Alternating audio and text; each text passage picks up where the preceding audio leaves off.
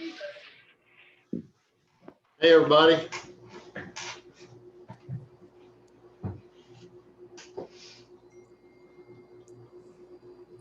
Good afternoon.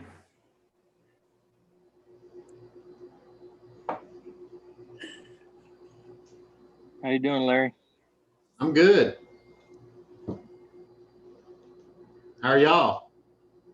We're doing all right. So I can't see who's talking. My daughter's over here working the computer, so It's me, Charlie Spear. how's it going, man? Oh, we're just trying to get along over here. I know how that is. It's always a They've lot. all but go ahead. There's always a lot to do. Oh yeah. There you are. Just don't be staring over there.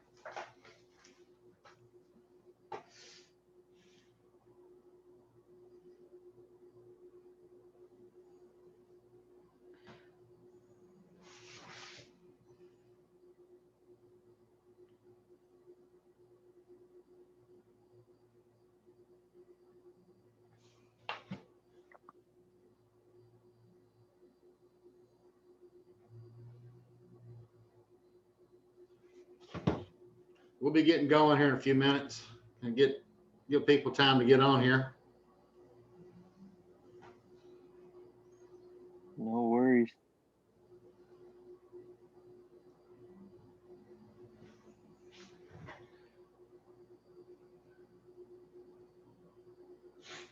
Cross key and Krause.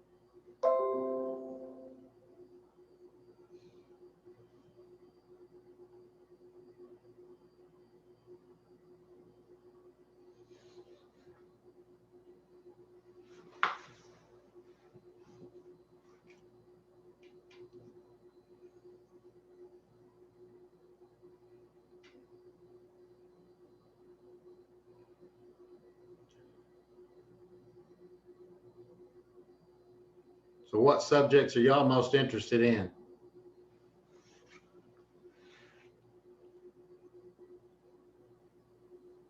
It's knowledge, man. It's knowledge. Selling beef. Yeah? Yeah. For sure. Hopefully we can help a little bit. Awesome.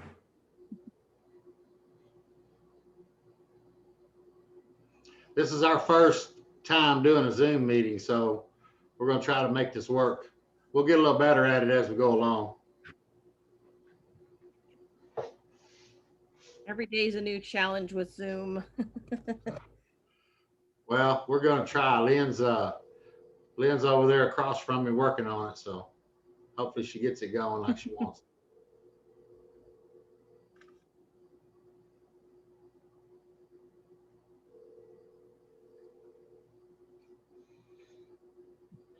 Hey, Janet. So, no video or audio, huh?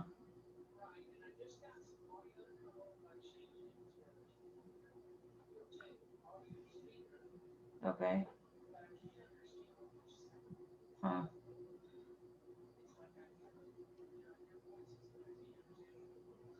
Yeah. Your volume's up and everything, right? Hmm.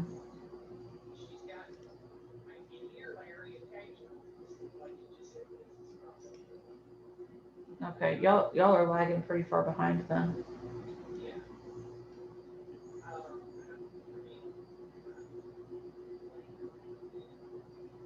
Okay. Yeah, it sounds to me like y'all are having y'all's internet connection is just a little slow. So.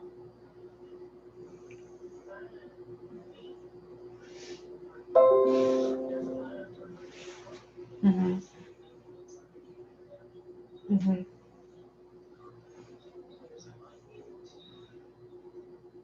Yeah, those are your video and audio controls. So, Is it going to be possible to download the notes? I think we're going to have we're Yeah, going to so, record the video and put it on the Facebook page. Yeah, I would just, We got to So figure if out how to do all if you this. click on the like video that's crossed out down there, it should give you the option to turn on the video. But with how slow your internet connection is, it may not to. You may just have to listen. Larry, you are recording this. It's already recording what you're starting. Okay, good deal. Now Lynn's over here working on my daughter, Well, we're gonna put it working the on computer back YouTube. there, so So, and I'll be sending out the link to the YouTube channel. she'll get it figured out. She will. We'll give everybody a couple more minutes. It's about 7 now, so give just a couple more minutes and we'll get started. Yeah, no, I mean, I'll. Darwin, I'll let how are you know for doing? sure whenever it gets online, but, or up on YouTube, but it should be tomorrow morning sometime. I'm good, Larry. Other than the weather's absolutely horrible up here. And you're worried Oh, that really? it's lagging really far behind, we're already ahead of you, go ahead and type it into the chat. And I'll make sure I have. We it on haven't chat had that next problem time. the last few days. 70 something degrees Yeah. here today. Well, yeah, but there's also a little like button down at the bottom of your screen that says chat. There's not? Yeah, it's right in the middle. Yeah. Okay, all right. You're welcome. Bye.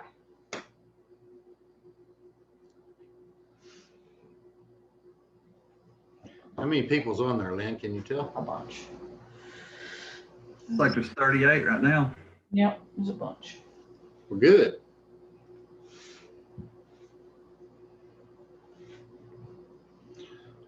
Yep, bunch of people. So how many people have a scale to weigh your cattle? I do. I just got to get it in place. Yeah. Oh, lots of people are saying yes. Yeah, it looks Awesome. like a lot I of, do not. I do. like a lot of people do have a scale. That's good. Yeah, we have one. Good deal. It's real important. I think it's real important anyway. First thing I'll tell everybody is, David Shockey should be on here somewhere, and Craig Walker's going to be on here. So we're not going to be trying to tell people what they should do. We're going to let y'all know and share with y'all what we've done that's worked real well. And I think that most people are We have a interested. scale. Most people are interested in grass-fed or beef sales. I don't know whether it's grass-fed or not. We think that grass-fed is the way to go, but mainly because those are the people that'll spend the most money for the beef. But anyway, getting back to scale, I think it's real important to have one because you can background your calves, you can weigh your cows, you can, if you do have to doctor an animal, you can tell how much it weighs, and so you're giving the right dosage. When you wean a calf, you should be, you should weigh it so you can tell, get it on the right trajectory, so you can weigh it again in a few weeks and to be sure it's going on track to go, to be ready when you get ready to process it or sell it, whatever. It's just a good way to be sure that your cattle are doing good and they're healthy. Lynn, you'll help me out a little bit with the. Yeah, I mean, a scale is a great way to make sure that you have real data on your animals and the performance of your herd. So, like Dad and I were talking about it earlier tonight, in fact, if you have a bull who is throwing calves that you think are just a little bit smaller than what you want out of a weaning weight or a yearling weight, it gives you that data without you having to guess. Like you can actually look at the numbers and see if your bull is performing for you, what your top performing cows are. It just gives you a good way to evaluate the overall performance and health of your herd as well. So we use a scale. We weigh almost all of our cows 2 or 3 times a year. Whenever they come in for vaccinations or whatever it is, we weigh the calves. We weigh almost everything. It helps us down the road making a plan for later the next breeding season. It just helps a whole lot. Tell you one of the things I really love it for is if I have a steer or heifer, whatever is going to the processor, I can weigh it before I load it up, and I can multiply times 0.40, and I can pretty well tell you how much beef I'm gonna get back in packages. So 1,000-pound steer you should get about 400 pounds of meat back in your packages. It's gonna vary some, up and down, but it's gonna give you a real good idea. Just multiply it times 0.40.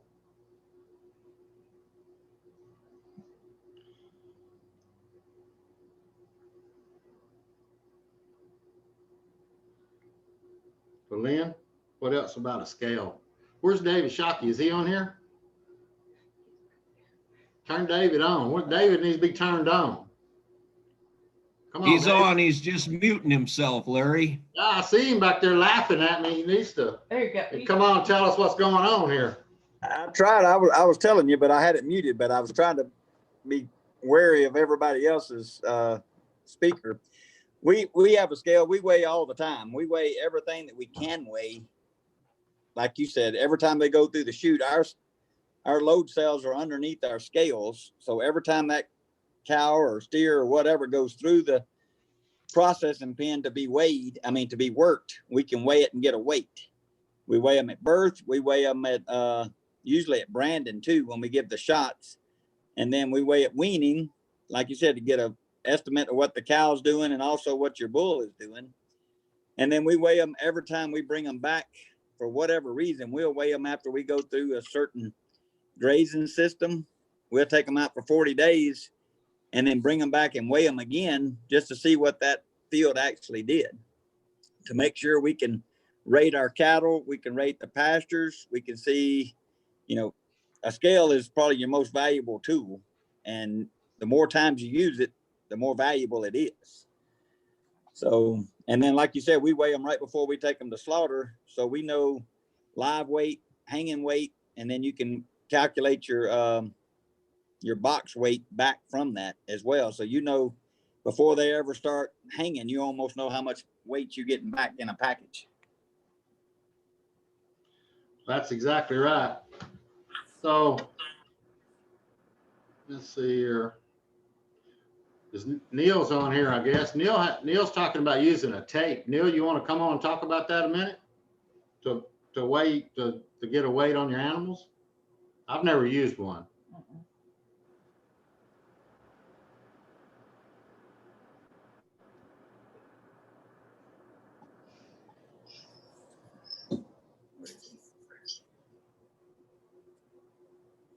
Can you hear me now? Yeah, we hear you now, Neil.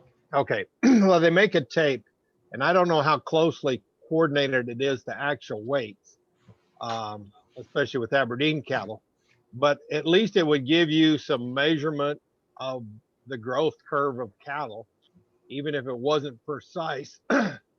And those tapes are fairly inexpensive.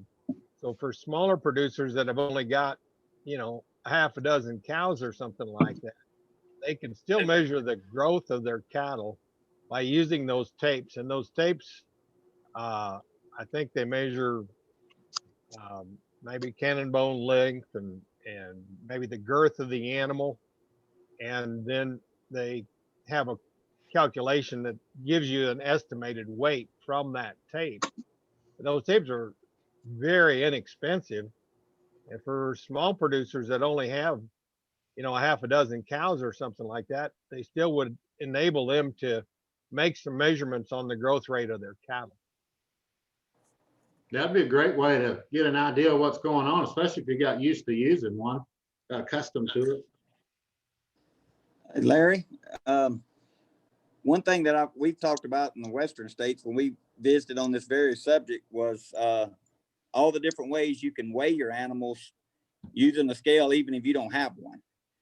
So I worked for the Research and Extension Center for 14 years in the state of Arkansas, and almost every county has a set of scales at their county fairgrounds. And if you visit with your county agents and things like that, you can set up a time just like their county steer weigh-ins. if you do it on a day they're out there and you can schedule it with them to not to interfere with their time frame, they will let you use those scales. In fact, they get paid based on how many producers they help a year. So every time you call them or ask for help or get them to help you do something, they actually get benefits from that. So you can go to their the county yard, weigh 4 or 5 head on a scale, or also if you have a sale barn near you, you can go to the sale barn, preferably not on sale day because you don't want to interfere with their business.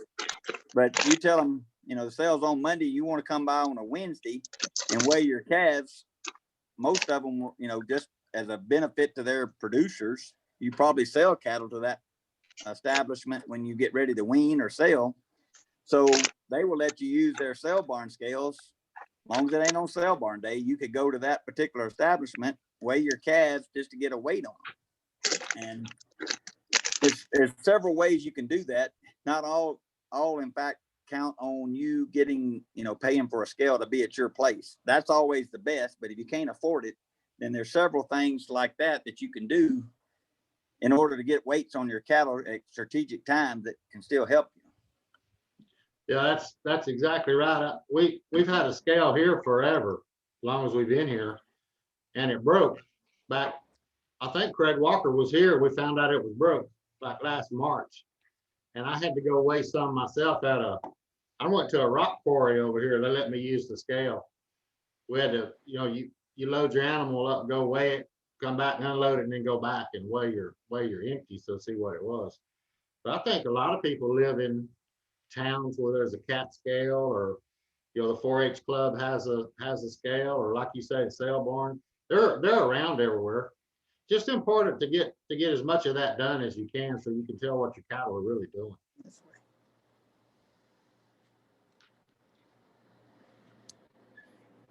So I guess we'll move on to like the number 2. There's the processor. We've used several processors. We're lucky to have a bunch of them around here. We've used a lot of different ones, and everybody right now says they can't get a processor. All around the country, you can't find anybody to process their cattle. But the way to get a processor, I think, is to go talk to them. And once they say they're gonna, that you get a processing date, we'll talk to them about what they're gonna do, how they're gonna do it. If you're raising a calf to be processed, you got a long time to find the processor. I think David processes his cattle a little earlier than I do. He goes around 18, 19 months, something like that. They get processed. A lot of ours go 24 months or even 28, up to 30 sometimes. Depends on how many we need at the time. We raise them all here. So I think everybody's program is going to be a little bit different, but research these. Try to find another thing about processors are you can't just look in the phone book most of the time and find them. They don't want to be found by the wrong people. There's too many people that these animal rights activists and everything else. They don't want them people finding them. So your county extension agent probably can help you find processors. Go to them and talk to them about what they're going to do, how they do things. We're going to get into a lot more of that later on, on a lot of things that people need to know about processors that they may not know, and and how to do things and the questions to ask. Well, when you're planning ahead for the future, if you know that you have an animal or a group of calves born in a certain number or in a certain set of months, if you're looking to do a beef program and you're going to have animals ready in in 18 to 30 months, depending on when they're going to be ready, what your program is going to look like. Don't be afraid to schedule a year to a year and a half out with your processor, and gives you a goal to hit too, to make sure that your animals stay on track and everything else. And we'll talk about this later, but make sure you're building a really good relationship, open communication relationship with your processor, so that if you need help or they need help with something, that y'all work well together.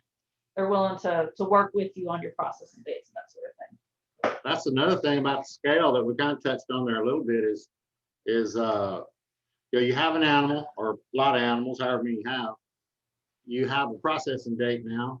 Now you got to get that animal to the right weight by processing date, because you probably can't change that date. The scale comes in there, you know, are you on the right trajectory to get the animal where you want it to be, the steer or heifer, whatever it is, where you want it to be by the time the processing date gets there. All right, so we have a question from Ernest. He says, would you mount the scale under your chute or make an area in the alleyway for your scale? So we have ours under the chute. I think there's a lot of ways to do it. I've never had one any other way, but ours is under a chute where when we run cows through there, we just weigh them right there. We can catch them and do whatever else we need to do. Larry, we have like you said, a central location under our chute. So the chute is on the load cells itself. And it's good because it's always an easy way to balance it. But the ones that's in line under a chute, you can use those in multiple locations. If you have a ranch in 3 or 4 different locations, small location, you have to move your scale. Those are handy that you can just take a platform scale, stick it in line in your chute, weigh it, and then you can move it to take it out and move it to your next location. So that's handy to do. But like I said, there's multiple ways. No one way is right. It's just everybody's going to have a different way. And as long as it works and you can balance it out and get an accurate weight, I think it'd be optimum to have it. These scales now, like we have, are so nice. You can put your animal's ear tag in. It'll remember it next year when you come back and weigh it again. It gives you all that data. You can, all kinds of ways you can use it, background in all kinds of your grown cows or your calves, or see if your heifers are growing the right way. I mean, it's just a really asset to us. It would be to about anybody that once you get one, you're gonna wonder how you did without it. Also, Larry, the vet has told us, in 2023, I think they're going to be mandatory for the EID tags. And we have ours set up with the EID tag where you can read it. When you read it with the wand, it automatically goes to the scale. The monitor records the weight and records the cow. Like you said, next time they come through, it'll automatically ask you where these cattle are. So you know if you're even missing one. If you got 20 in that group and you come back 30 days later and weigh them again, there's only one less. It'll ask you where that cow is. So you'll know it's going to be where you can manage your cattle from your cell phone as well. It'll tell you if you're missing one or one dropped a lot of weight. You can tell right on your phone. It gives you a printout of it. So we're trying to move to that direction to try to get ahead of what the regulations are going to be instead of trying to play catch up, but also trying to use that extra technology to manage the group and see where, like you said, what those cattle are going to be ready in time, or if you got one that's falling behind, maybe it's got a sickness underlying problem that you don't recognize, but you see that it's not gaining like the rest of them are. Well, that's true. Talking about EID, I don't really know how I feel about all that right now, but almost everybody already has an EID number. I mean, whether you believe it or not, you already have one. If you call your state health department, you probably already have one. You just don't know what it is yet. That might be your premise number, but and most every ranch is going to have one of those too. But these are the EID, the individual ID tags, before you can ship them out of state. Our vet said now, instead of putting the Bangs clips in, they will no longer put Bangs clips after next year. They're going to start putting all EID tags for that registration. I don't like it either, but one thing about the government, sometimes you can't fight the government. You got to go along with them, because for long it's going to catch you in a bind where you're going to have one. Well, that's probably true. I think Craig Walker's on here. He may know a little about that. Craig should be on here by now. what David said is absolutely true. The bangs tags will be obsolete starting in 2022. And the premise IDs, just like David also said, is that you probably already have one, you just don't know it. And you just need to, it's coming, and they're gonna control and regulate things. And part of the programs that we have, that's one of the criteria is to have that premise ID. So we'll talk about that later though. All right, Craig, you want to talk about scale a minute, about why you think it'd be good to have? Oh, I don't think there's any reason to go in there. You guys have that under control. I mean, it's pretty obvious there. So Craig, while you're talking there, let's go to number 3 there, where about the Aberdeen Premium Beef Program. I know you're working on a little, I don't know if you got it done or not. We're going to try to get it where it was explained a little better on the website. Yeah, we haven't got it. We have not got it changed there. We are going to redo that, and unless you really were part of the discussions, it's hard to kind of follow to understand.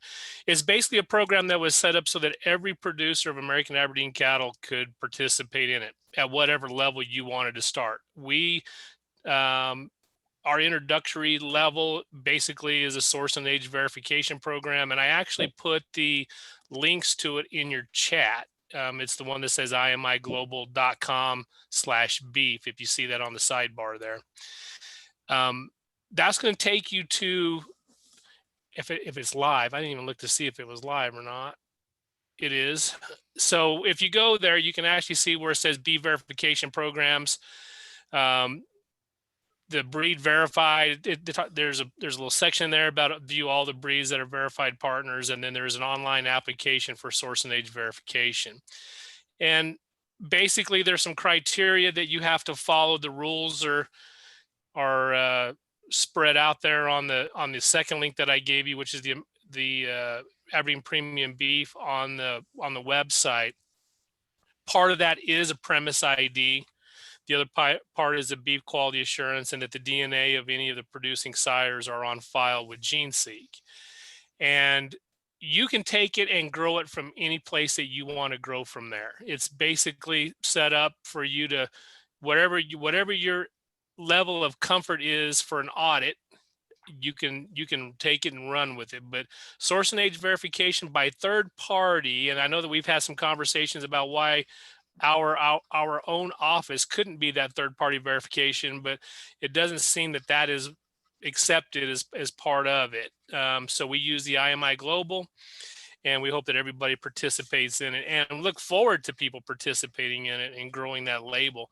As far as the label's concerned, it is under trademark review now, and we should know get that back shortly.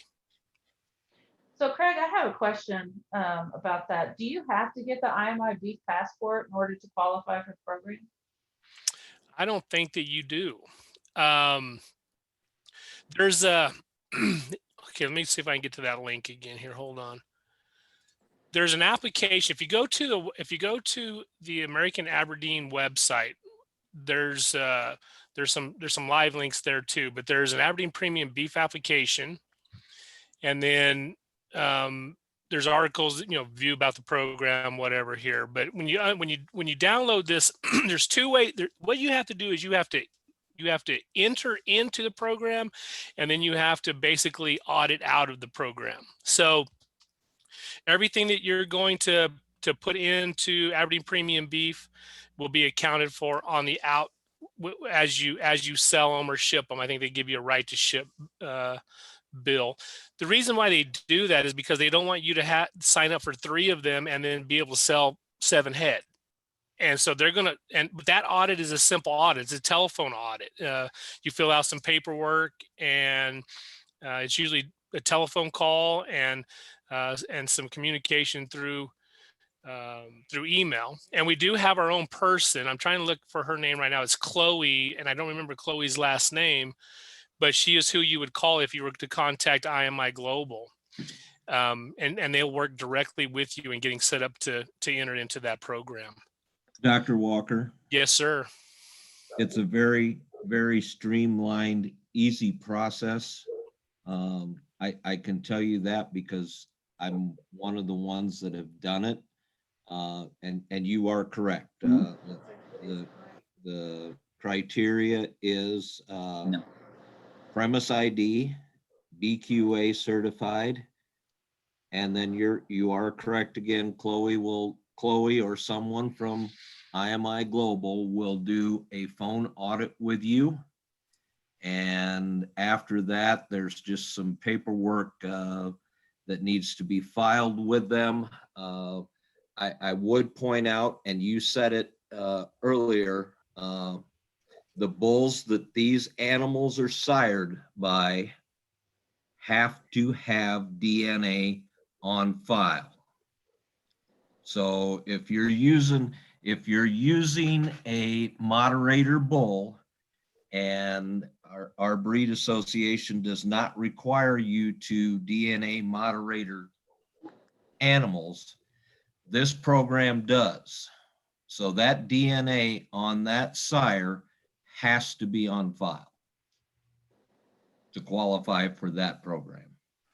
But other than that, it's a very simple process. The other part of it is as well is that we want to try to grow this label, and whatever fees there are that go to IMI, the association gets a part of that, of which all of that money that we will get will go back into trying to promote more usage of the label. So to promote that label in particular on its own. So we're hoping this program really takes off. And anybody can get into it. You don't have to have 30 of them. You can have one. It's the reason why we went on as we did, was so that everybody could participate in some program like what Larry's doing here, and then have a label to it. Hey, I want to say something about a program like this. When you're selling beef online like we do, there's a big thing is you need to get everybody to know you, like you, and trust you. These badges, it's like if you're doing grass-fed beef, you get into all the things you can, but I don't think there's going to be any badge you can have more important than a trademarked program like this to get people's trust so they buy from you. It's that's one of the things we're going to talk about a lot when we get into selling the grass-fed beef. The know you, like you, and trust you. We're going to go through a lot of different things about how to get that done. And I'm going to get in this program too, because I just think I can use it as even a more premium product than we sell right now, and I'll get more money for it just by having that badge. And you got to do a good job with your animals, but just by having that badge on that you're able to advertise with is going to be worth a lot. On it, a program like this with a set thing of rules that you can actually hand to people and say, hey, these are the rules that we are held accountable to. Even if they don't understand every single last one of them, it's automatically going to build lots of trust in your customers. So being a part of a program like Aberdeen Premium Beef, and we're probably even going to go farther with IMI since we're already going to be in their system, probably going to go ahead and get their grass-fed badge as well, which is completely separate from the Aberdeen Premium Beef, but it's just one more thing that we can, an added value that we can provide to our customers too. That's going to make it to where you stand out, where they automatically have some trust with you, and where they're comfortable buying from you sooner. Another thing with this program is those badges that we were talking about. You'd be surprised. You won't be one day if you ever do this, like we do it anyway. People ask you what those are. I mean, you don't really communicate with a lot of people, verbally, but on the phone. I mean, not on the phone, but on email and things, they're going to be asking what that stuff is. And one other thing is the source verification. If your processor knows you do that, they know you can source verify. You're never going to have to worry about not getting the beef back that you took in there. And we have had that problem before with a processor where we got our beef back and it just didn't match either the size or the quality of animal that we thought we took in. We were pretty sure at that time that we did not get back the beef that we took to them, that we took the time to raise the way we wanted it to. Fortunately, it was one of our own animals that we raised to consume ourselves. So it wasn't something that we were trying to sell to our customers, but you know, if you provide that information very openly to your processor, they're going to be like, oh, well, wow, they mean business with their stuff. You know, if they DNA trace this, then I need to make sure that they got their beef back, not somebody else's. Everybody's heard those horror stories about not getting their beef back and things. Well, that's one thing you don't have to worry about if they know you can trace it.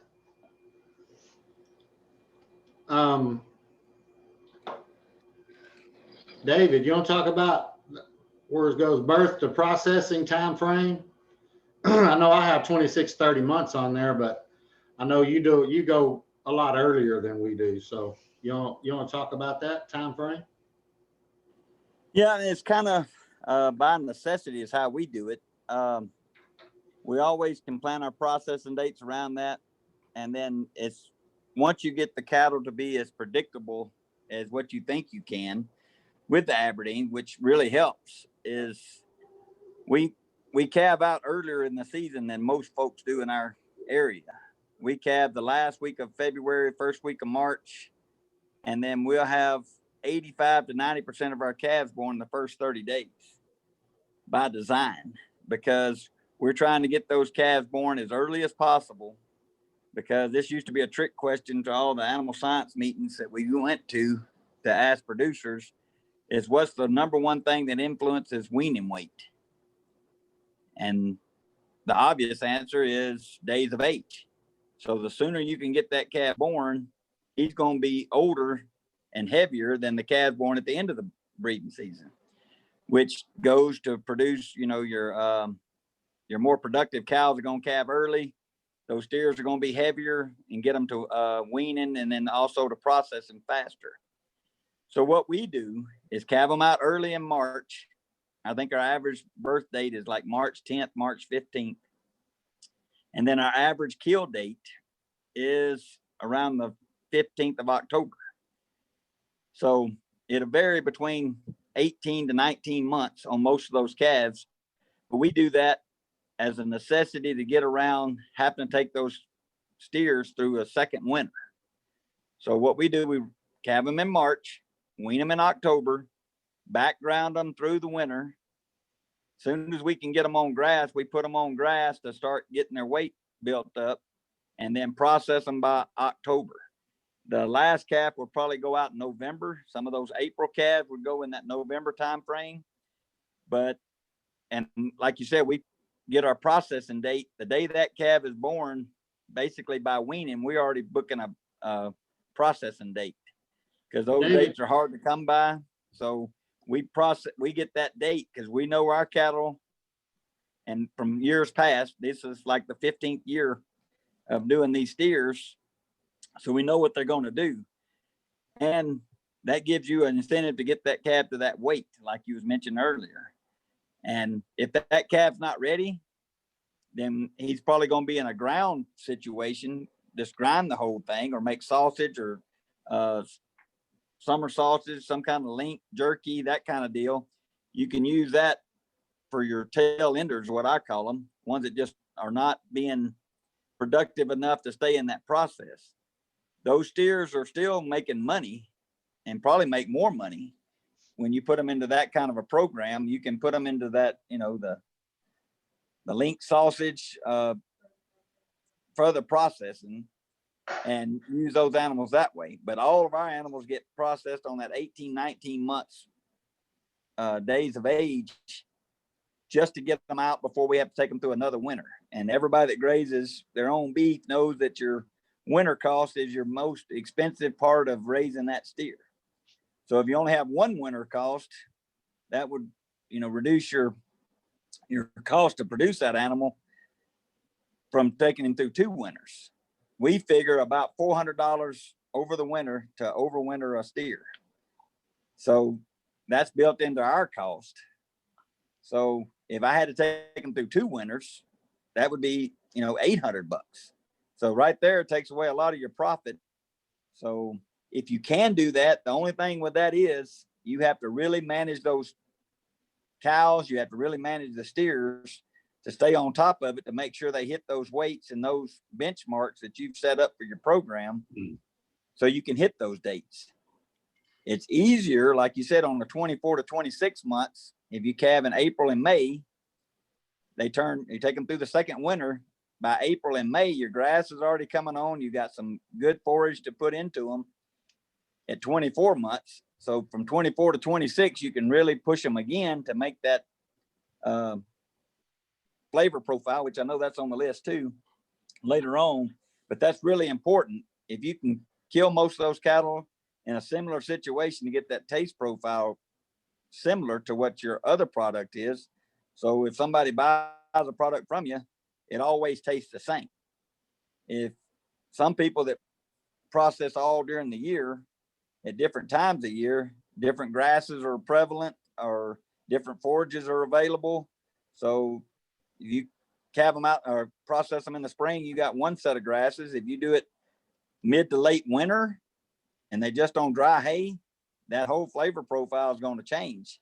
So the person that bought that beef from you or steak from you early in the year and it tasted one way, she comes back because it was so good and gets it again. It's not that it's not as good, but it's going to taste different, which is going to raise triggers in her mind that something's wrong or something's different. You rather have your product as consistent as possible. So with us sticking to that protocol, all our cattle always finish out basically in the same pastures, basically at the same time of year, eating the same type of grass. So that flavor profile is the same and our marketing plan stays in place. We don't have to add extra winter cost to it and add more cost to that carcass before we are processing. Say, David. Yes, sir. So you mentioned background in your calves. A lot of people may not know what that means. Tell us what that is. Sure. And it's basically, the cows, let's say the steer's born, it stays on his mother the first 7 months, 205 days, thereabouts, in a general format. That's what it would do. And then when you take that calf off of his mother, most folks in our area, most folks sell their calves, steer calves, right off the cow. They wean them one day and sell them, and they go to a backgrounder, which is somebody that's going to take that calf for anywhere from 60 days to 100 days and put some cheap gain on that calf, get him, over the weaning process, get him start gaining again, get him gaining some weight, and then market it to another person that's going to finish that steer in a conventional type situation. Where when you're in your grass fed, they have those people too. Some people just raise a cow calf and some people just background them, which is just taking them from weaning basically to a year. And then after that year, then they're just called grazers or, finishers. So you have a cow calf, a backgrounder, and a finisher. And sometimes there's another person in between that. So every time that cow changes hands, somebody's making money. And it's usually not the person in the front of that line at the cow calf. So one thing with doing your own processing and your own, keeping your cow from conception to consumption, you can call it pasture to plate or whatever you want to call it. But the longer you own that calf, through the more of those systems, you recruit that profit that's in that calf. So if you're a cow calf guy and you usually sell it, that's your last money you're going to make off that steer. But if you retain it, take it through the backgrounding, and you put, say, 150 pounds of gain on it, you could sell it then and get more money than you did as a cow calf guy. But if you, there again, keep it and retain ownership, take it through that finishing stage, and then you can take it through the processing stage and then the delivery stage. So what we try to do is cut out every middleman that you can possibly cut out, to where you recoup on your ranch every single dollar that calf's ever going to make is going to go to you and your operation. So weaning calves, yearlings, all the way to finished grazers through the processing, and then we distribute it ourselves. So we recoup that cost if there's any money to be made. And then most of we have a restaurant too, and we sell it to our restaurant. for the same price normally that we sell it to everybody else. And then the restaurant makes that extra money, but instead of you selling it to a restaurant and them making the money, we sell it to ourselves, and then we try to process it and serve it on a plate. So anytime you can cut out a middleman, it's actually more money in your operation. You're going to recoup that benefit or that profit. Also a great way to launder that money, right? All that money you're making there. Oh yeah, we call it a not-for-profit. I hear you. I hear you. Hey, Larry, I don't want to step in here too long, but I think Neil's here, and there were some questions that had come up. I see it on the sidebar over here that were actually asking about the cattle need to be fed out and harvested through IMI Global. Neil, are you on here still that you can address that, since you have set that up with Doug, and I'm not sure where that all stands right now.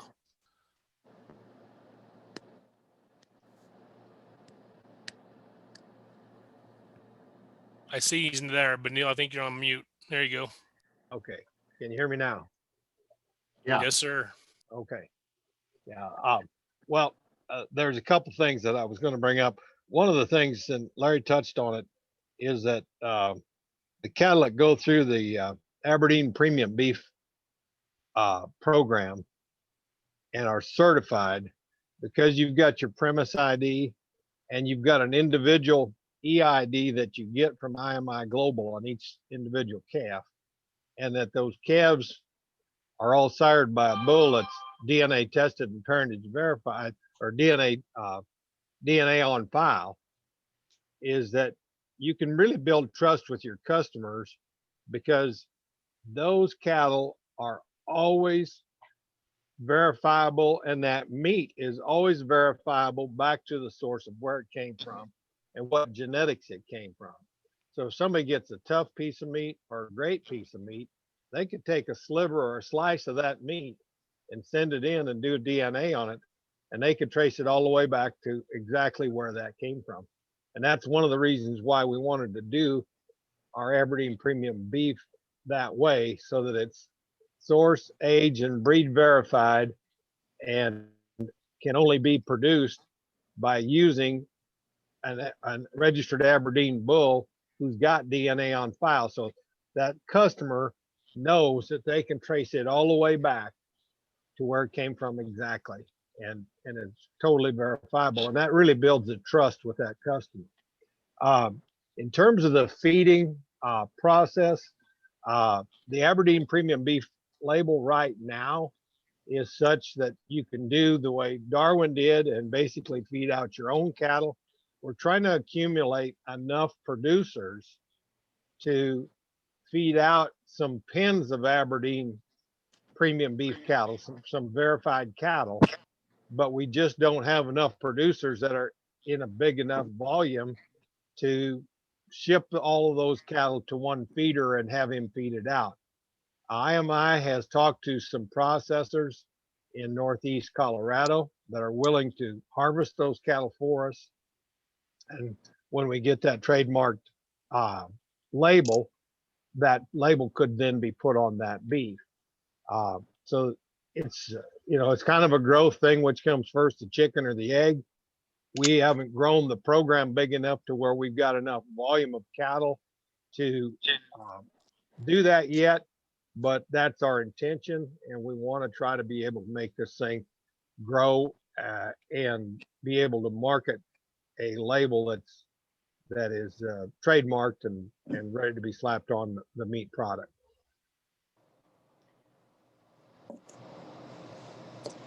So I'm gonna skip on down here. I guess we're really not skipping anything. Hold on, there's a person here who asked what age do you typically wean calves? I think Okay, that's Lynn. important to address that. Go ahead, Lynn. Lynn's gonna tell you, there's a question here. She's gonna answer this question. Okay, so the question is, what age do you typically wean calves? I know us around here, we shoot for 6 months old. It's okay. We think personally that it's okay to go as early as 5 months old or as late as 8. And really for us, it depends on, when we can get all of our animals out of our brush, honestly, because we have real brushy country that we raise our cattle in. And but yeah, I mean, I would definitely shoot for between 5 and 6 months old, mostly because you don't want your young bulls getting old enough to breed any cows, and you don't want to pull them off too early. That causes its own whole set of problems and set your calves back, we think. So I want to touch on one little thing about backgrounding calves. Everybody's country, like David's in what, Montana, wherever it is, way up from here, 2,000 miles away, not going north from here. Everybody's got a little bit different terminology. Like for here, part of backgrounding your calves is when you wean them, they go through a lot of stress. So we vaccinate them, try to get their immunity up.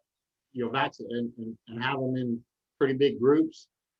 You need to go through them every day, make sure nothing's sick, because they're all drinking out of the same trough. Most people use the same needle to vaccinate every one of them. So try to get their immunity up quick as you can so you don't have much sick calves. Watch them real close. And keep a record of of all that information too. That can also potentially add value to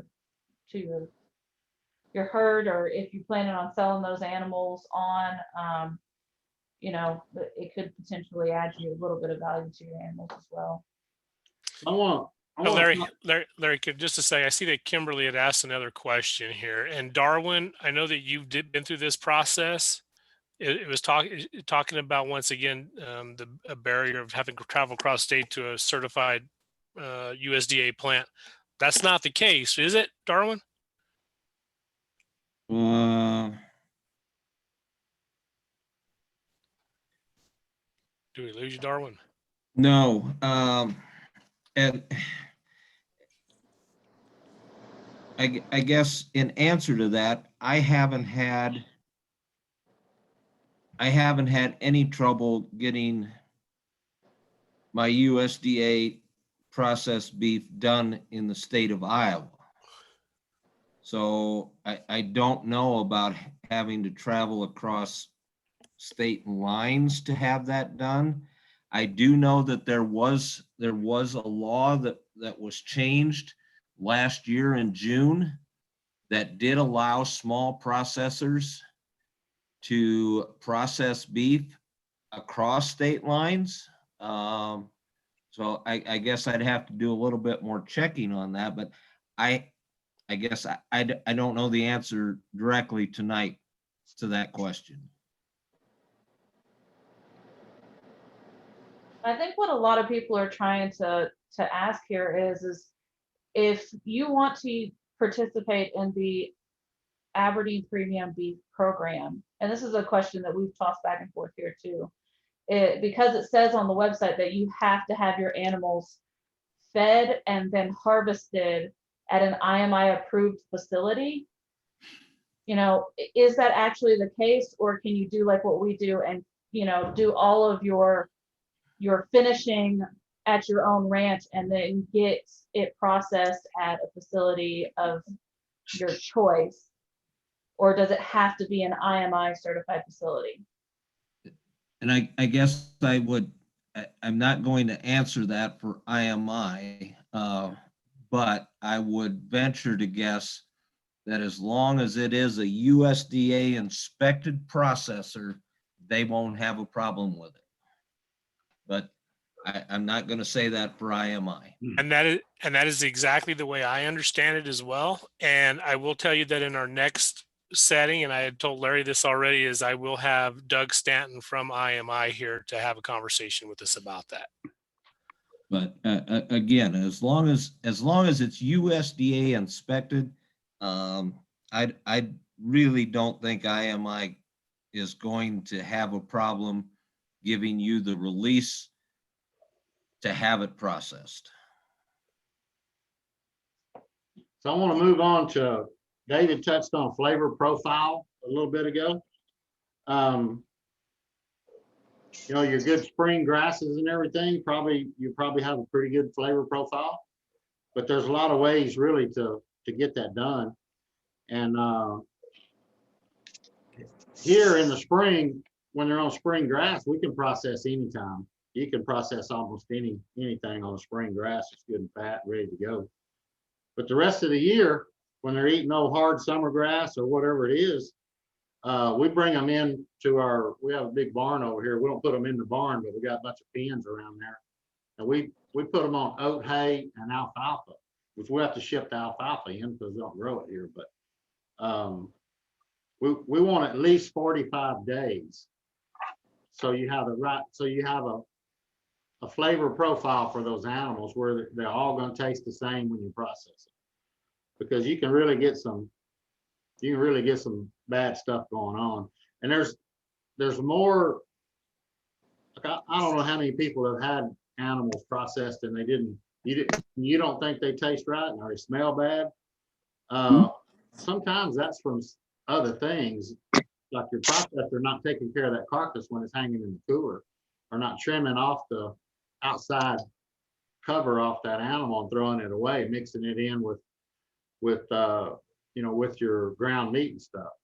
But you're gonna have to talk to your processor about how they do that process. Our processor, after like the 5th day, they go in and spray them with a vinegar water mixture every day on the outside to keep you from getting any of that kind of stuff, that bad flavor that could get into the meat when they're cutting them up. But we'll get into a lot more of that stuff later on. But a flavor profile, everybody has something in their country that'll work for that, whether you have alfalfa or, you may have wheat hay or brome hay, or there's a lot of different things that you have in your country. You could do what the way we do it.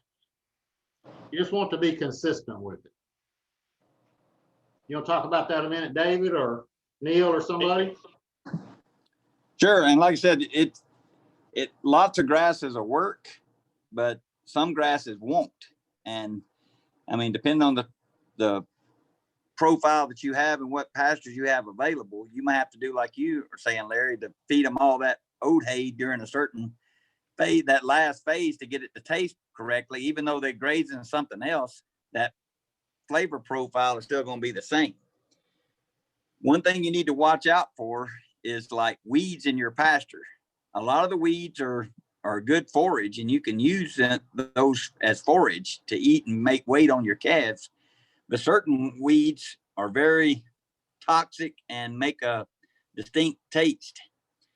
There's a weed called bitterweed. I think it's cypress weeds. It's really in the South a lot. I was really familiar with that when I was in the South, but that will change the flavor of the milk as well. So dairies watch out for that a whole lot, because if a cow's grazing a field that has bitter weeds in it, or those cypress weeds as they're called, it'll make that milk taste like cypress weeds. It's a real bitter taste. If you have cattle grazing where there's access to that weed, they will taste like that wheat. So being very cautious of that and just trying to, like you said, see what works in your area, what they will gain on. And you might save the same type of hay to finish your steers on. We feed ours a lot of baleage, and we do that during the winter months. We do it very seldom in October when it's time to finish them. We have them on fresh green pasture behind a second cut alfalfa brome grass mix, usually under a pivot. We designate one that goes just for finishing the steers. Instead of cutting it for that second time, we'll designate it as our finishing pasture and finish on that alfalfa brome grass mix, which is going to make it taste the same as the one last year. It might be in a different field, but it's the same grass profile. So if you can do that, it really makes your product consistent. And another thing, we didn't talk on that, but the more times you can move that calf to fresh pasture, the more that beef is going to be edible. Basically, a lot of times you've talked about years ago when people wanted to grain fed their beef because the off flavors in the grass fed, and that was from taking a calf and just leave him on the pasture like a cow would be. And when if you've ever seen a butchered cow, like a aged cow, that fat will be almost yellow, and it's from keratin in the grass, which is from a more mature grass that she's eating. So if you can keep those calves on a young, tender forage, they will grow better. That flavor profile will be better, and that fat will be a milky white instead of a orangey yellow. And that yellow fat looks awful in a vacuum sealed package. So the more you can make that fat white, that's what consumers are used to looking at.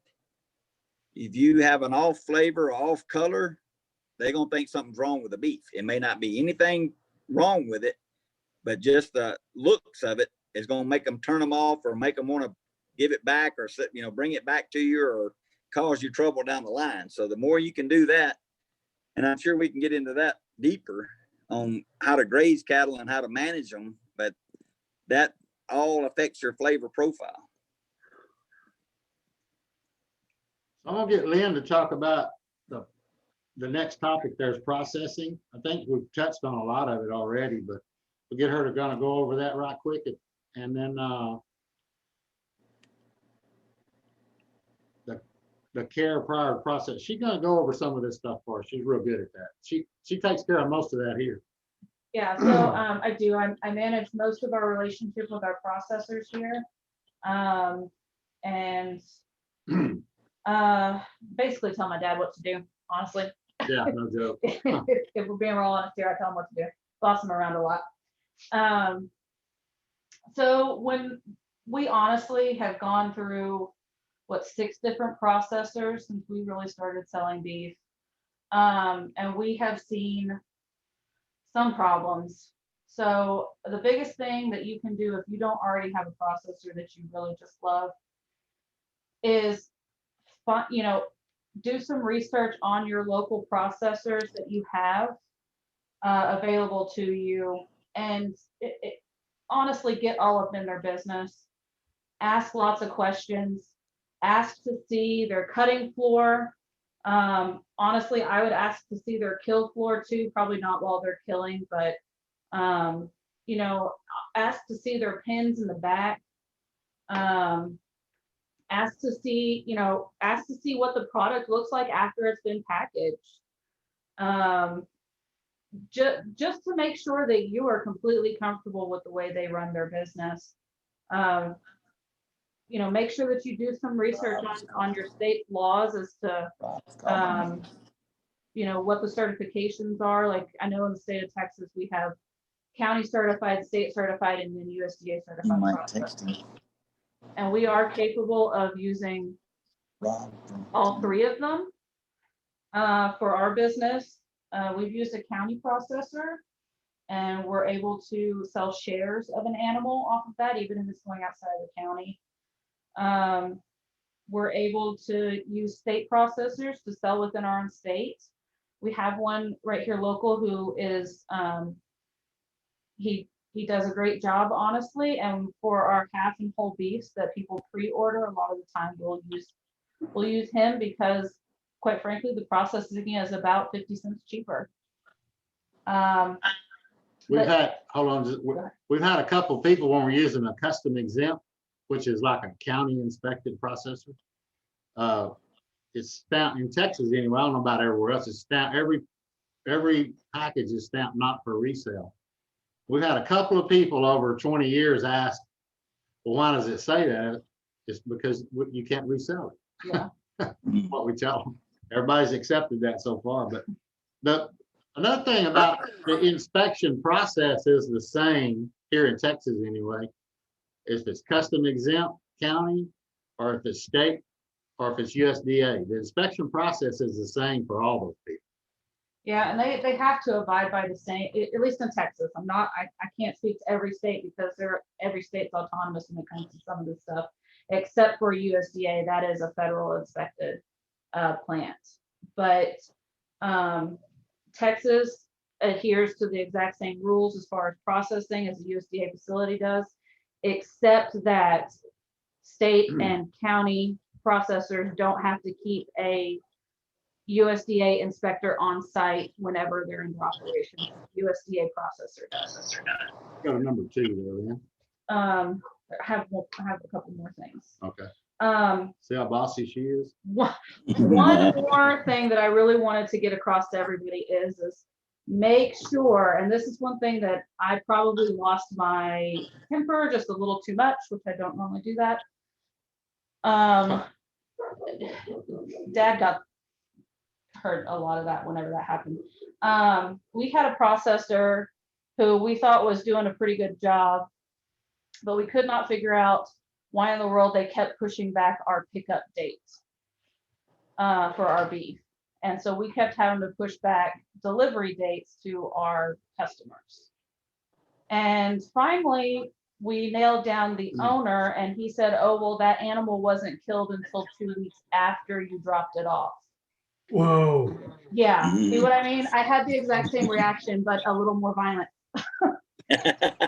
I was very, very angry about that because, you know, we custom feed our animals. We're very careful about what goes into them. We make promises to our customers. So make sure you ask them, do they have same day kill, or is it a drop off day before and then kill next day?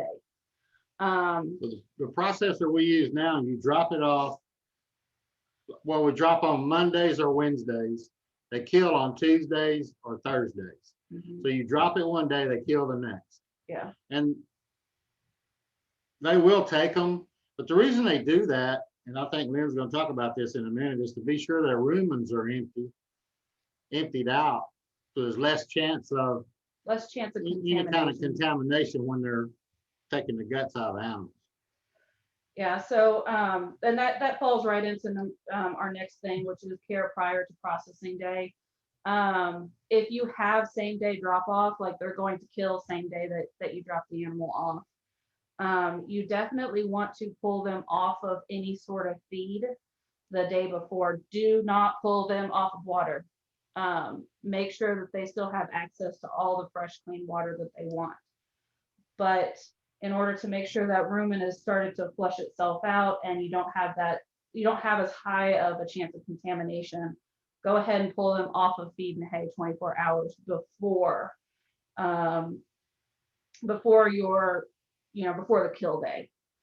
I know our USDA processor that we work with a lot, that we absolutely love, we drop them off day before. They hold them in their pens, which are just beautifully immaculate and clean every day.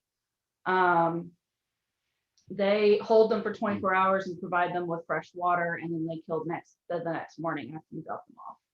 So also another thing is like, make sure that when you look at their pens, the animals are calm. You definitely don't want your animals super stressed out going into kill day. That can provide you with a real watery, gross sort of meat that your customers are just really not going to enjoy. Do you want to do the number 3 there, Lynn? Any questions? I was looking to see if there's any questions.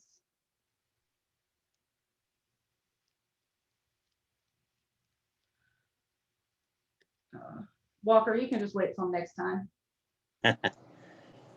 Larry, just to comment on that, that's all exactly right. Those are all really good tips, because we pull our cattle off the day before and hold them overnight with just clean water and take them the day of in process.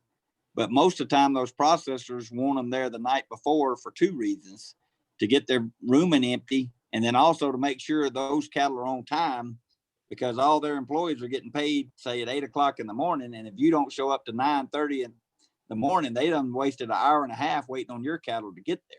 Yeah, exactly. So that's another reason they want you to be there, because they got a set cost from all their employees to process that beef. And if that beef is not there, they're losing money. So we talk them into letting us bring our cattle the day of, because we're consistent. And like I said, if you got a flat tire on the way, you better be like NASCAR getting it fixed, because they're waiting on you to get there. Well, processors are set up. The processor we use right now kills 20 a week. That's how many they want to kill, 20 a week. So if you don't show up, or if you show up late, they may not get to kill that 20 a week. They're running a business. They know how many they need to kill, how many pounds they need to process.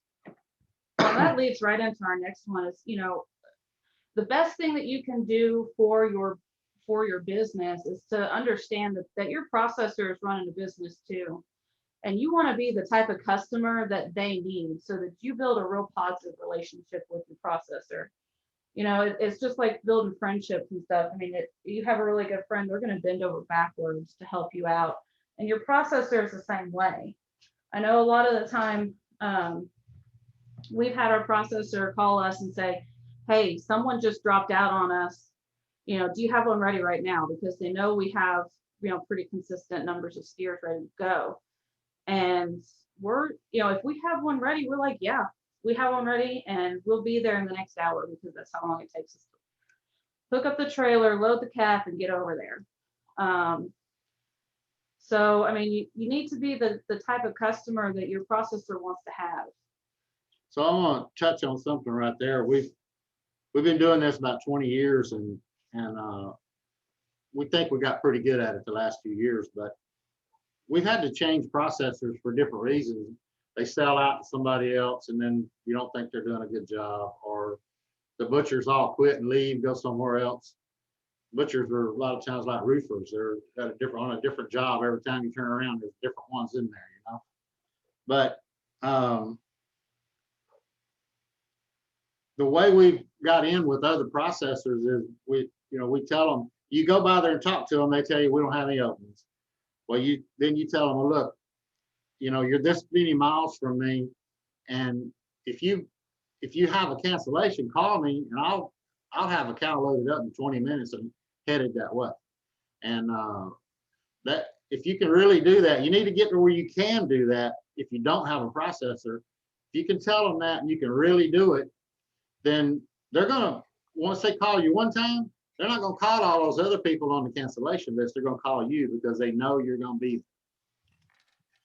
That's, believe it or not, that's real important to them, to have somebody they can call to fill a hole they need to fill. Anybody got any questions or anything? Yeah, we're gonna start the Q&A portion now. So if you got a question and you want a voice, just go ahead and unmute yourself, shout it out. Okay, we have Joshua. Do you finish on grain or strictly alfalfa/hay? We do alfalfa and oat hay because to keep a flavor profile. In the spring here in our country, it's all ryegrass. It just comes up everywhere. We don't have to plant it or anything. But most years it's ryegrass and volunteer oats, and you know, we don't have to do that as long as it's been on it for a good while. But other than that, the rest of the year we bring them into our pens up here, and they're easy to get to when we take them to processing, and we finish them the last at least 45 days on oat hay and alfalfa. You got to watch. I'll tell you one other thing about alfalfa. I guess most people probably know more than I do about it, but you don't really want to be feeding that straight to the cattle unless it's mixed with some other kind of grass. It just pretty much goes out the other end. You don't get as full benefit of that high protein that way. So somebody just asks, alfalfa too hot? Not necessarily, but we do limit the amount of alfalfa that the animals have access to at a time. Strictly because the protein content causes them to get the runs, and we just basically lose value and they don't gain weight. We're kind of lazy with that. They have alfalfa in one pen, and there's no grass in these pens because there's always cattle in there, but they have alfalfa in one pen. We let them in there for a couple of hours, take them back out, then they go back to the oat hay. So we don't want them to get too much alfalfa in. Besides that, it's expensive down here in Texas where we are. We have to ship it in from pretty good ways away. Larry, another thing on that is on that too much alfalfa or whatever, like I said, your protein is not your limiting factor. So you can get enough protein to put weight on a steer and finish him out. It's actually the starches and the energy in that grass that's actually putting on marbling there at the end. So if you're feeding a lot of alfalfa right at the end, you're really not utilizing your proteins right. Proteins build fat, build muscle, and that's what you're doing this whole life. So if you overfeed alfalfa, like you said, it's going out the other end because he's not needing that much protein at that particular time in his life. He needs more energy to put on the fat. So the oat hay is probably doing you more good. The alfalfa is just you giving enough of that for your flavor, but the oat hay is probably doing more good to put the last bit of marbling and fat on that fat cover on that animal at the end. So understanding your proteins and your energy is really important. So you don't overfeed at one time and underfeed at another time. Yeah, and I guess almost anybody can get hay tested to see if it's what they need to be finishing their cattle on, if that's how they decide they're going to do it. I don't do rotational grazing and all that stuff. We really can't do it here. One thing is there's just not enough people around here. The other thing is it's all mesquite trees. There'd be way too much trouble getting water to them, things like that. But I know that's a real good way to do it in other areas. We just can't do it here. Do you guys have specific suggestions for if you have an animal that is kind of behind in trajectory for gains and you're strictly doing grass fed, of how to get that animal to catch up? Knowing that you have a processing date already scheduled, and so you don't have that flexibility of holding them off. That really depends on what age they are. Younger animals are going to need a bigger bump in protein than what your older animals are going to need, because they are putting on muscle structure and skeletal structure and all that stuff. So you definitely want to provide your younger animals with a good vitamin and mineral regimen, as well as a protein bump. And of course, they're also going to need a decent level of starch in their diet as well. A lot of people achieve that by, adding alfalfa hay in to younger animals. That works pretty well. Some people use, alfalfa pellets. Alfalfa pellets could work. Like silage hay would work as well too, or haylage, baleage, whatever you want to call it. That would give them a nice bump as well. And it's the longer it's silage is more digestible as well than just even regular grasses, because it's already started to break down because of the bacteria that's growing in it. So yeah, those are good options. Definitely, if it's a younger animal, make sure that you have a good vitamin and mineral pack in front of them. Maybe even give them a shot of what's that? Multi-min. Yeah, multi-min, to kind of give them a nice little boost as well. I like multi-min. We've used it a lot around here. So I think it works pretty dang good. Another thing is that's where your scale can come in if it's on site. They're close by, and you got animals. If you can get them in there to it, you can weigh them every week and see if you got it. See if you got it going the right way with what you're feeding them. And another thing is, I don't know where you are, but there's people you can call. I mean, me or David or Neil or Craig. I mean, we answer our phones too, or call you right back. Try to help you with things like that anytime. We're welcome to ask on here too. Larry, one thing I think, and that might be what they was asking too, was what we do is try to plant a cover crop or an annual crop to cover a lag in production of your regular crop. So what we try to do is extend the grazing season. So something that would come along early in the year before our native grasses come on.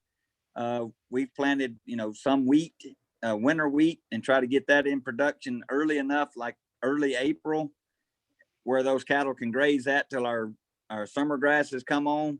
Also, you can plant things in say August to come up in late September, early October. And especially if you can get some water on it. And a lot of people live in an area that, it rains quite a bit, so you don't even have to run irrigation on it. You just normally, anything you can do with your environment, if you know when the rain's coming and you're going to have a shortfall someplace else in your program, you can plant cover crops and annual crops to fill that void.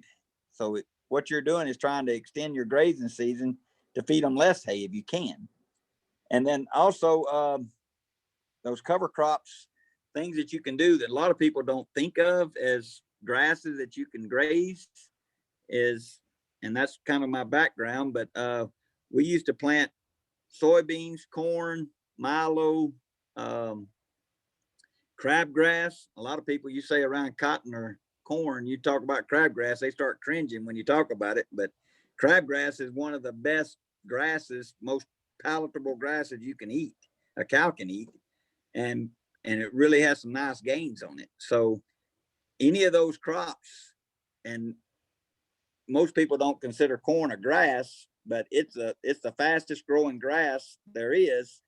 You just want to be able to manage it till it tassels. Once it tassels, then you got to get rid of it or do something with it, because then it's going to start causing trouble. But what we do is try to graze it, and then the day it tassels is the day we cut it for hay, which makes perfect hay for them to feed later in that shortfall season that we have. But you can do that and extend your grazing season. And if you have that, like during a lull, you can bump that calf up to gaining more pounds than you normally would in that time period. We've seeded a grazing corn that we get out of Idaho from Ray Brothers, and it's a BMR corn. And that BMR gene makes the stalk and the leaves a lot more digestible for the cattle. There's higher sugar content in that corn. So those cattle gain really good on that BMR corn, and we've used that. Just like David, we've used cover crops, and we've done a variety of mixes on the cover crops with turnips, radishes. We've even put sugar beets in our cover crop mix to kind of increase the starch content and really put a lot more weight on those cattle. And so there's lots of different things you can do. As David mentioned earlier, there's certainly some weeds you want to kind of avoid in your finishing fields. Like in this country, there's several different varieties of mustard, wild mustard, and it'll really put an off flavor in that meat. Does that maybe answer your question a little bit?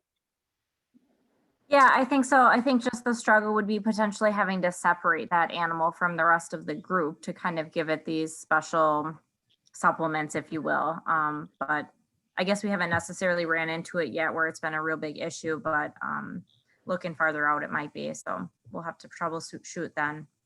Okay. And that too, if all the animals are doing well in one particular grazing system and one is not, then start looking for genetics, which plays a big role. We hadn't even talked about that, and we're probably going to save some of this, go in depth later on in some of these other sessions. But that right there tells you right quick, that animal's not doing right. It's either, it could be genetic, it could be an unhealthy start, maybe a disease load that is carrying either worms or external parasites. So all that is to play into that. But if one animal's not doing right, it's usually for a reason. You just need to look and find that reason. It could be, okay, that one was out of this other bull over here, and he's not doing as well as everybody else. That right there answers your question. So you can't do anything about it right now other than help him get to processing. But the main thing to do is to try to eliminate that genetics out of your steer pen next year, because it will be repeated. But is there any more questions? Yeah, there is. Okay, so another question we have from Steve is what is the average weight you're looking for at process time?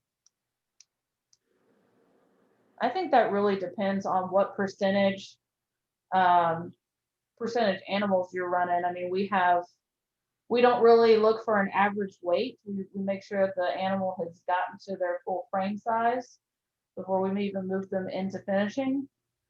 And then I guess the best way I can describe it is when they start to look tasty is when they're ready to go. You can tell when they're finished or close to it. We run a lot of full blood cows, believe it or not, on 3,000 acres around here. And I really like it took us a long time to get to where we are, but I really like the 3/4 and higher percentage cattle. I like them the most out of everything we've ever had around here. And a lot of those steers, are 900 pounds, even 875, but 900 to 1,100 pounds, depending on their percentage, how old they are and stuff. Genetics plays a lot of into that. But I actually like the smaller ones. I like the 900-pound ones. There's probably plenty of people give me a good argument on that. But, you know, you have an $80 kill fee, but I can have two of them where somebody else can have only one because those cattle are so much more efficient, full blood steers and full blood cows. But we're going to get into probably the next meeting a lot more into really marketing and how you can market your beef. And I know a lot of people are not going to believe all this, but you can go to mesquitecountrybeef.com and look at our prices that we sell beef for. And we discount from those prices a little bit, but it's $23.25 a pound average. And we're going to get into partially next week, some of it anyway, on how we do that and the way you can make that work. One other thing is like those smaller steers, instead of doing, if you're doing quarters, halves, whatever you're doing, but instead of splitting it in quarters, split it in thirds. Your customer gets a lot better value that way. They get a lot more higher end cuts. And you're selling by the pound anyway, so it doesn't matter. You know, it doesn't matter to you, but it's good for your customers. Okay, Brian has asked, is there a difference in state certified and USDA certified cell beef? As in quarter. So Brian, are you asking specifically about quarters, halves, wholes, or are you asking about just selling it in general?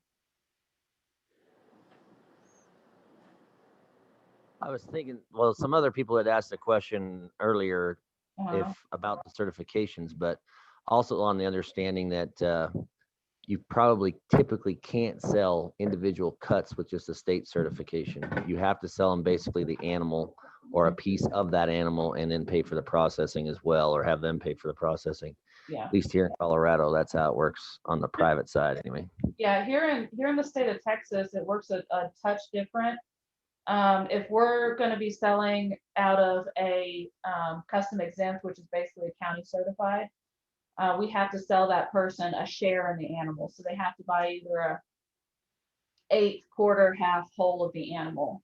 And they have to prepay at least a portion of it so that it is actually partially theirs. That's how we get around the whole not for resales, because they are an owner. So we're not reselling because they are part owner. As far as state certification goes, we can sell individual cuts off of state certified as long as it remains in the state of Texas. As if we are, because we are shipping beef outside of the state of Texas. We're going to Louisiana, Oklahoma, New Mexico, several other states. We have to use a USDA certified processor because it is considered interstate commerce at that point.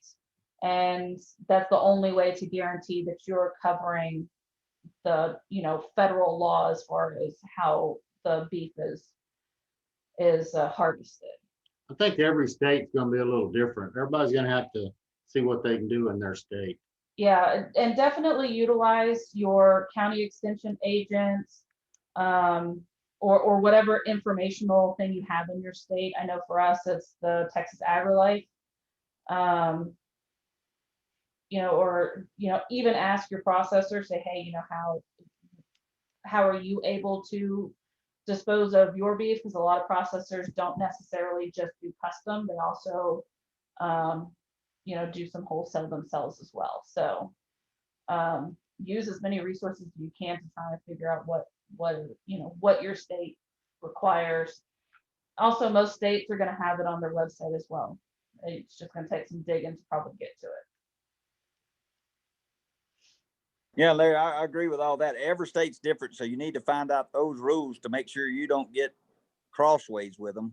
Mm-hmm. But also your processors, that comes in with your good relationship with them, because they know every rule, regulation there is, because they're mandated and what they have to go by. They can give you a lot of information to help you get around some of them, not to get around the actual requirements. But like you said, selling that calf, we take deposits on animals, so they own that steer before it's processed. So that's how you can sell we sell in a USDA plant, but we still do it that way basically to cover ourselves, because if somebody's already put up $100 or $200 on that carcass, they're more likely to go ahead and say, okay, give me the rest of it. Or if they don't want it, then you keep their deposit because you've kept somebody else out of the line for not getting the beef. And then one thing else about the size of the steers, and what Larry said was pretty good on the smaller animals, you get the same amount of cuts for the most part. And then that animal is most people used to, you had, a man, a woman, and 4, 5, 6 kids, and they needed a whole beef. A lot of the families now are, just a couple or a couple with one child, so they don't need as much beef, so they can't afford to buy as much at one time. And then also the storage capacity. Everybody used to have a chest freezer. Now most people have a freezer on top of their refrigerator or on the bottom, whichever one they have, and it's a lot less capacity. So we sell quarters a lot of times, but we went to selling quarters, but now those same people are trying to buy, wholes. So selling the quarter or a third, however you can split it up, or even bundle in boxes for like a certain amount of steaks, a couple roast, and a burger in a box, like a pre-set box is really good. But those smaller animals fit that capacity. And we try to shoot for our goal is, over the last 10 years, has been trying to hit that animal at 1,050 at 18 months and try to make it grade either high select or low choice. And that's for our customers in our area. So that's what works for us. You need to find out what your customers are looking for and sell to your customers or whatever your customer base is. And you might have to tweak that a little bit along the way to find out what actually works. So just because your animal gets bigger, the bigger it is, to me, the harder it is to get rid of. We went to a processor. We was looking at a new one this week, and they killed one, and it was coming 30 months, and each half weighed over 620 pounds, and it was grass fed, but it was almost 30-month Angus steer, completely orange because it'd been on the same pasture. And it was so big, the processor charged him an extra 20 cents a pound to process it because it was extra work, extra labor to have to process that beef. So getting them bigger is not always better. That's huge. Well, we're gonna be getting into a lot of stuff. It's gonna take a while. We're gonna get into a lot of stuff about marketing. We're gonna tell you what we do, what works for us, and we do a lot of cattle. We ship it out in 10 or 12, 20 pounds at the time. We still do quarters, not quarters very much, but we do halves and whole animals straight to customers that we deliver to. But mostly what we do now is ship it out in boxes. And that's where you can make the most money. We're going to show y'all how to get shipping down to where it doesn't really, it's really not a factor. I mean, it costs something, but it's really not a factor the way we do it.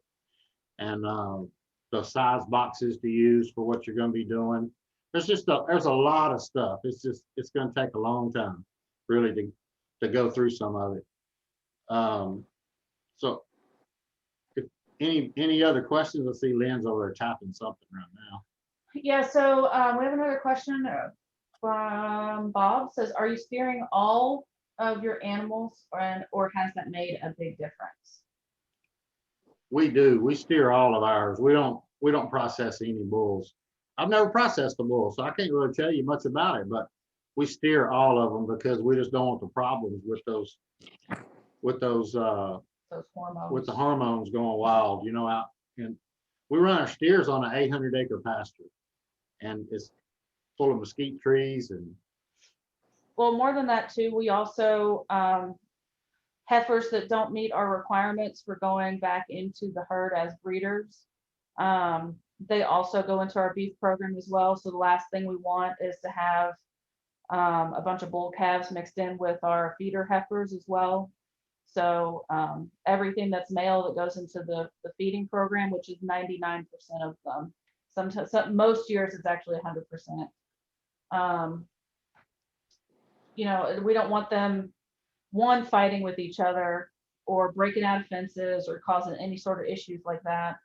And two, we don't want them getting the heifers that run with our feeder heifers pregnant either, because that's just going to take it's going to take resources away from their body growing and turning into beef instead of reproduction. Absolutely. Okay, and we have another question, and Walker, this one's probably more your speed than ours. It says, is there a cutoff on vaccinations worming before processing? There is, but everything should have a withdrawal date on the labels. Make sure you pay attention to those things. Everything that's out there has a withdrawal date. Yeah, so basically either on the box or on the label on the bottle or the labeling that comes, the paper that's shoved up in the box. Make sure that you pay attention to that, read it. And we try to stay way away from those dates. We try not to do anything in the last 6 months. We try not to give any injection of any kind the last 6 months, sometimes even longer than that. After weaning, we try not to give that calf any injection. We might use a pour-on early in the spring to get rid of internal, external parasites before they go into summer pasture. But that's probably the last thing that we do to them before we process them, 6 months later. So anytime you give an injection, you run a risk of getting an abscess or something else happening. So if it leaves anything on that carcass, that inspector at a USDA place, it kind of throws up a flag. They're going to start asking questions. Absolutely. Okay, let's see. If you raise cattle, you won't have to give them any shots or any more vaccines other than ones that's early on in their, we vaccinate everything when it's born and weaning, and the heifers get it again at before breeding. But the steers, we might just, after weaning, that's the last time they get an injection. Everything else is external, so it doesn't really affect the meat. And try to do it, if anything, 3 times the label, and usually we even go further than that.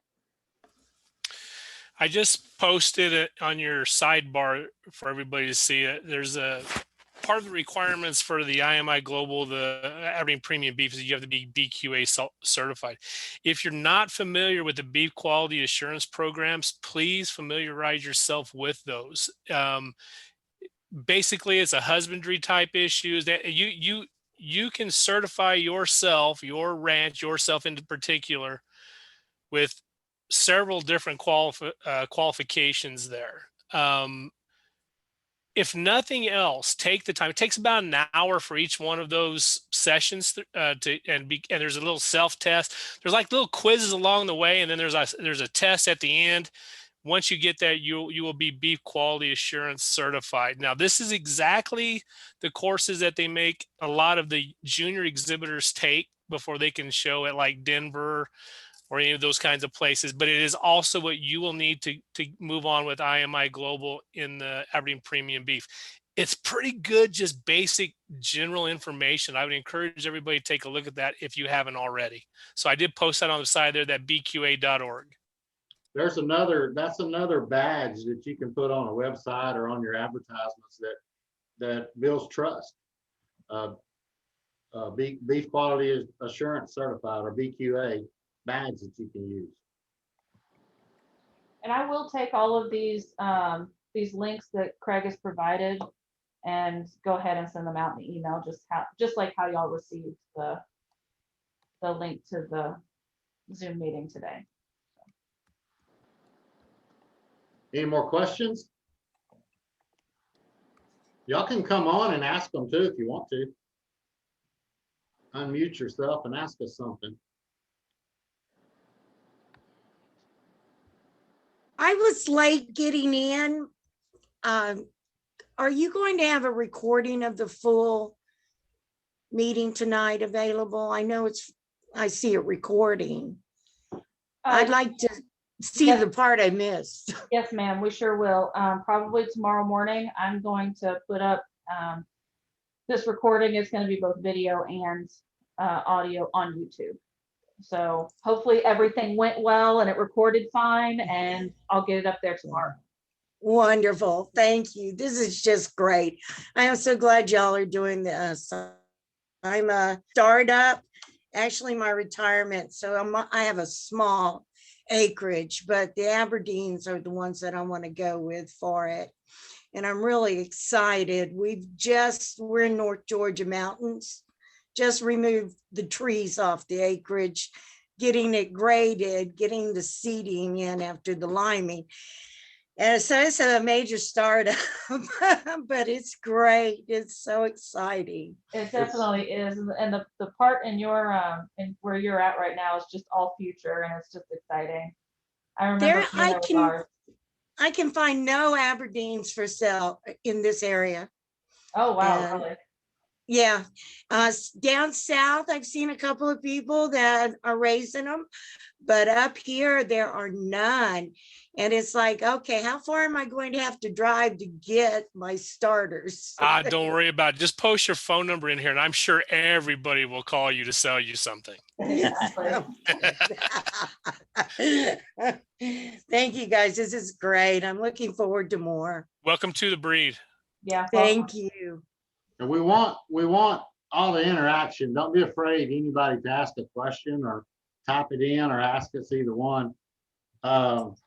I hope we didn't skip over anything that we had scheduled for tonight. Hard to remember when you're sitting here talking about it all the time, but be sure and ask if you have a question.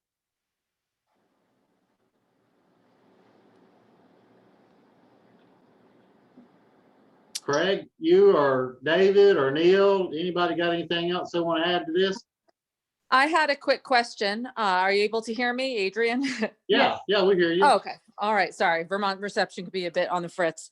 I have all full blood, so I'm used to the DNA verification piece, obviously, but I have had a lot of issues with Neogen refinding animals. Is anyone going through that who has taken those steps into the beef verification program? There you go, Craig. That's out of curiosity. Yeah. Welcome to Welcome to my world. Welcome to my world. Adrian, just so you know, there has been some issues with Neogen. They're just like any other company. They have an awful lot of turnover. Now, I will tell you that as of right now, anything that has been DNA'd in the beyond 5 years, all of that DNA is now found in the office at the American Aberdeen and Parker. And it's all been cataloged. So if you need to go back to that, we can catalog those things out of there. One of the things to go along with that we talked about kind of at the annual meeting, we just kind of briefly touched on it.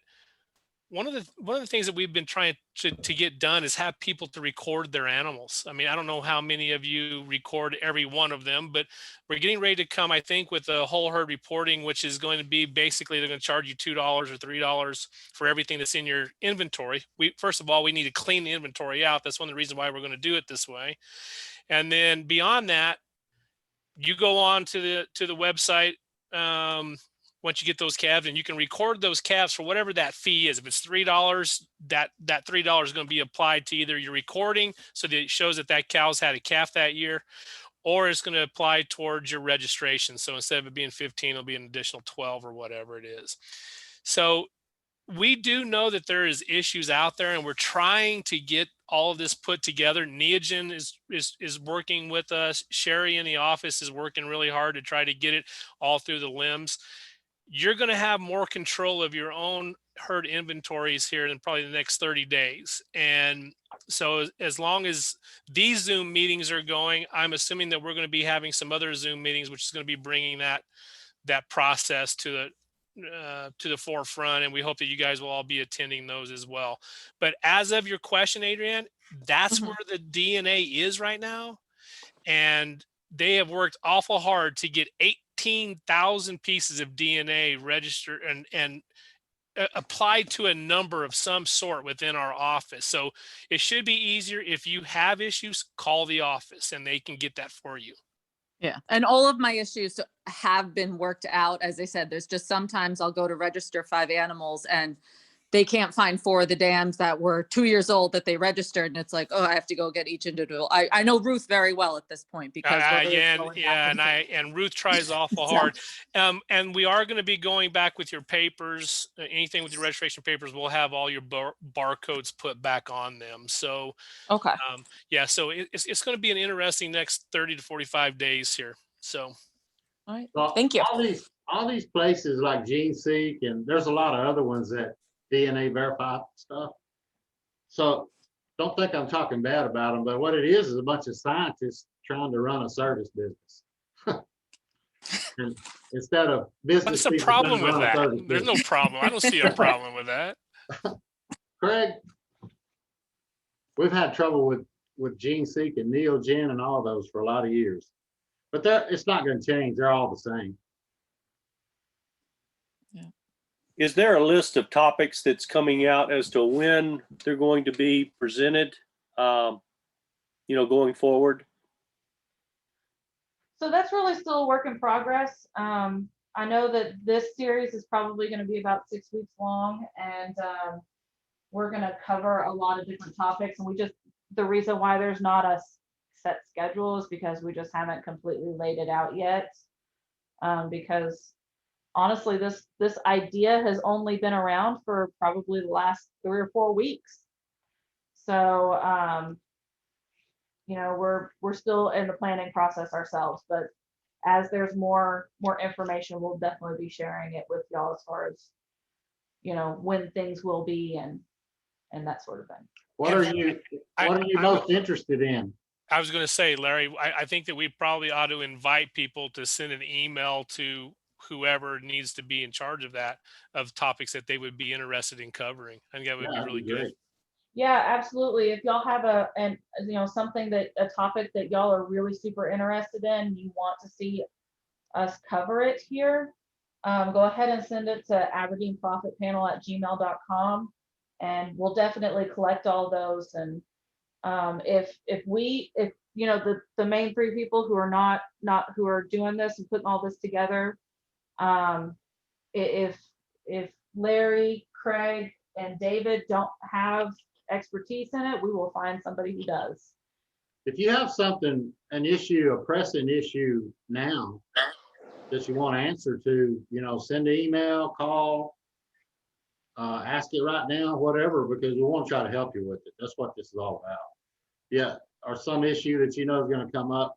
Because we're going to be getting more into marketing probably on the next several meetings, and it's pretty in depth. There's a lot to it. It's going to take a little while.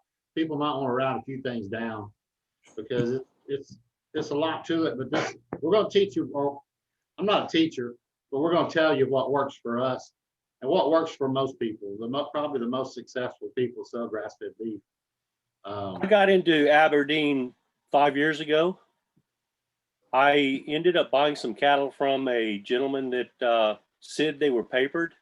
Okay, but he could not put the paper with each cow. So I'm interested in finding out more about how to go about getting DNA on those cattle to find out if they were actually, what percentage they may be, and then registering my other cattle as well, because I do have a registered bull, and so I know part would be registrable, but I want to know exactly how, where the bloodline actually stands. And Bob, that's probably something that we won't cover much of in here, but you are more than welcome to, and I'll send you my email. In fact, I'll just put it out here right now. But something you probably ought to get with me on, and we can talk about that individually, because that's not something that's very easy to do. I'm gonna put it on here, and just so everybody's got it. And if you have anything at all, please feel free to ask about it. Okay, I'm gonna put it on here right there. Very good. And thank you. You bet. And we will be covering some stuff as far as how to collect DNA, how to collect blood samples, blood pregnancy check, but it's just probably not going to be very soon. A lot of people have a lot of questions about selling beef, so that's why we started here. Larry, can I ask you a question on your pasturing of your steers and your heifers together? Do you have a problem with the young steers riding the heifers every time they come into heat? They do it, but I don't think it's a big problem when they're young. They're not gonna breed them, so I don't think it holds them back any on their growth. Okay, I guess we're in our situation, I don't have 800 acres. I have more like 25 acres, and so it's more of a challenge for us for the heifers to get into get away from the steers. If I had, and I don't have anywhere near the numbers would have maybe 10, maybe 12 steers and 12 heifers. It just seems to me like it could be a riding contest instead of a pasturing situation. Well, it can be some days. If it gets to be a problem, you just have to separate them, I guess. Yeah, well, I live in Maine and I don't have 3,000 acres to take the whole state of Maine, so to speak. Yeah, well. And Tom, we have that trouble some. I mean, some of the heifers do come into heat, but it doesn't seem to be a problem. The main problem that you would want to separate would be don't run your steers with your cow herd. Right. And I see a lot of people all over the country that does that because they got one pasture and they do that, but the cows will teach the steers how to graze. And cows graze and lay down and chew their cud, but that won't make a steer gain weight. So we run our steers, that young group, together because they're more hungry, and we always trying to stimulate them to graze more. So the other thing you can do, Tom, is if you can use electrical fencing, and we use the step-in posts a lot. Yep. We'll graze the steers in front of the breeding cattle. So we'll put those steers out there for a few days first, let them get the real good stuff on a paddock before we turn the cows and the heifers into that paddock. So we just kind of move in rotation, but we have the series where the steers go in first, and then a few days or a week or so later, we'll bring the cows into that rotational grazing pattern. And we just kind of move everything from pasture to pasture, doing it that way. And that way the cattle you're trying to really put the weight on are getting all the good little tender bits of grass out of each pasture first. Okay, good. Yeah, good idea, Neil. Thank you. We have separate pastures for our steers that we rotationally move through. But like I said, I was just trying to figure out because this year, as is the case in many parts of the country, we have way more demand for beef than we do animals, and have animals to provide. And I've been trying to address using some heifers because our heifers are good heifers, but I can't keep them all in our herd. So I was trying to use them for beef, and I'm listening to what all you people are saying. So if I could just add one more second.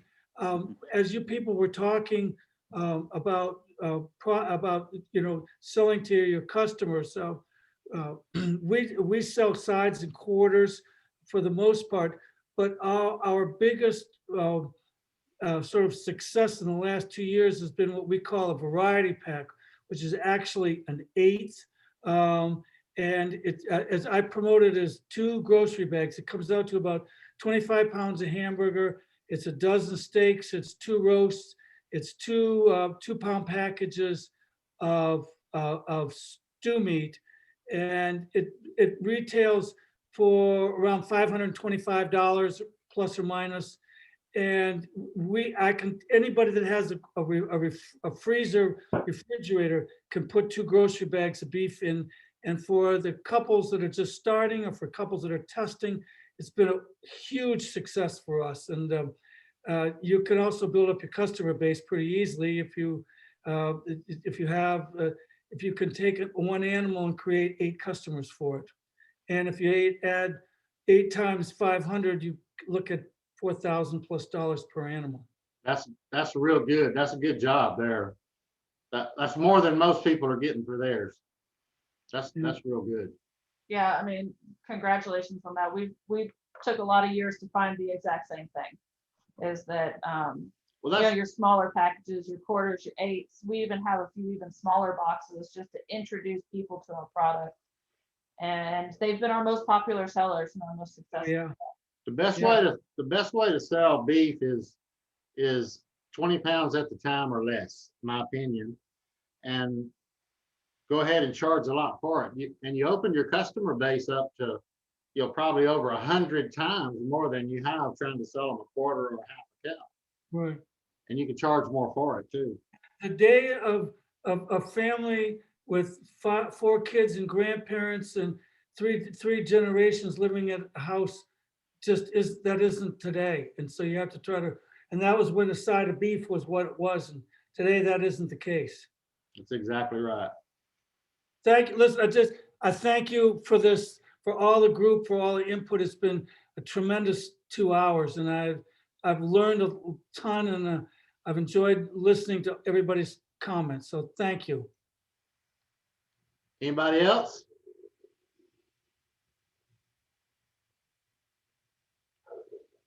Who's this Rodney over here with that? That's a beautiful picture back there behind you. Man, look at that. That's just a picture I taken of the pasture and just do it in the background. But I need that here. It looks good. That's nice. But I want to say also, I've been in this since 2009, and I've had the privilege to get to meet David. He's probably one of the few guys crazy enough to drive across the country and see me down here in East Tennessee. But I've spoken to Neil and several of you other guys. It's kind of hard to get out when I'm a school teacher and doing full time, but this has been very beneficial. It's been a great meeting, and thank you guys for sharing your knowledge. Well, we appreciate it very much. Anybody else got anything they want to talk about? If not, we're going to wind it up here in a minute, but we'll be glad to talk to you first.